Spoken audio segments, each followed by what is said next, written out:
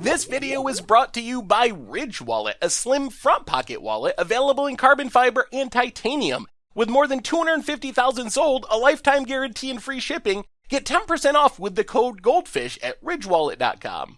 Hello everyone, it's Seth, probably better known as Saffron Olive, and it's time for another Instant Deck Tech.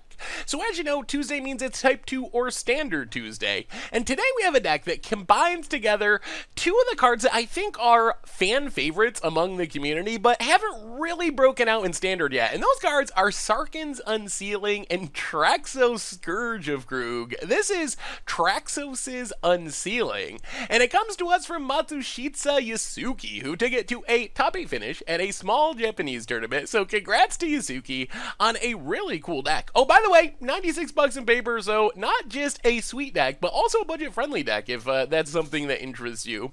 Anyway, a quick reminder before we break down Traxos' Unsealing for Standard.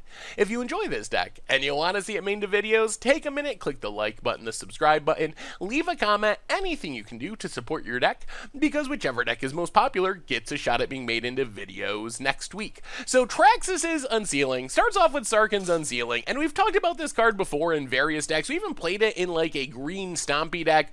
Basically, you cast something with 4 to 6 power, you deal 4 damage to something. 7 or greater power, you deal 4 damage to all of your opponent's stuff. Creatures, planeswalkers, face. So this is kind of the key removal spell slash finisher for our deck. We want to get down a copy or two of Unsealing, and then cast big things to just smash through our opponent's board with damage.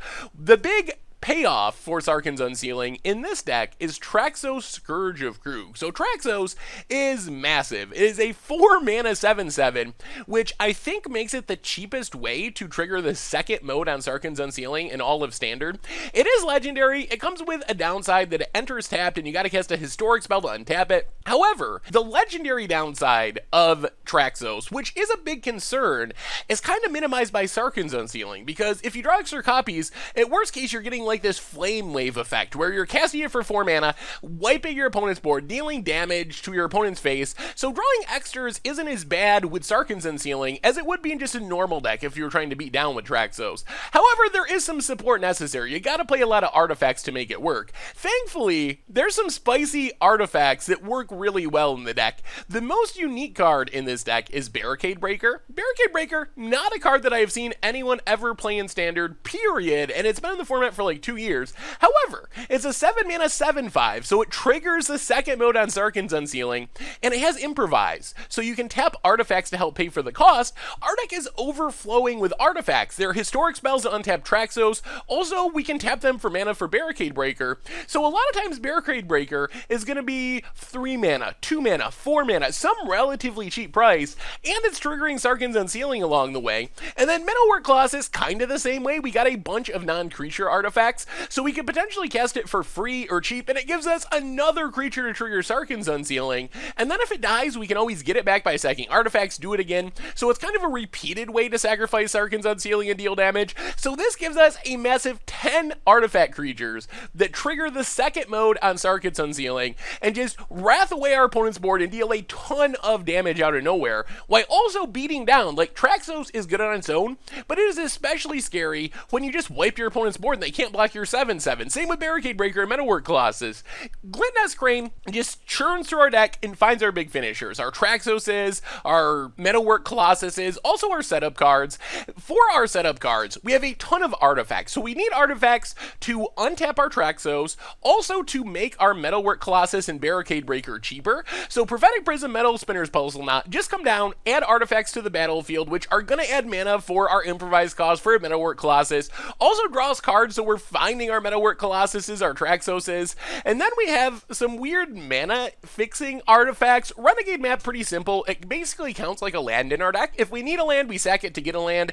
If we don't need a land, we just let it sit on the battlefield to improvise and make our Metalwork Colossus cheaper. Navigator's Compass gains us a little life, which is nice against aggro. Also fixes our mana, which might not seem like a lot, but we have basically cards of every color in our sideboard. So even though our main deck is very focused on just red and blue cards, cards, Navigator's Compass lets us cast some weird sideboard options. Power Stone Shard is our best way of casting like Metalwork Colossuses, just makes ton of mana while being a non-creature artifact. Sky Sovereign's console flagship doesn't actually work with Sarkhan's Unsealing because it's not a creature when we cast it. However, it is a very powerful threat, gives us a way to shoot down Planeswalkers, hit for big damage in the air, and is a big non-creature artifact that makes Metalwork Colossus a lot cheaper.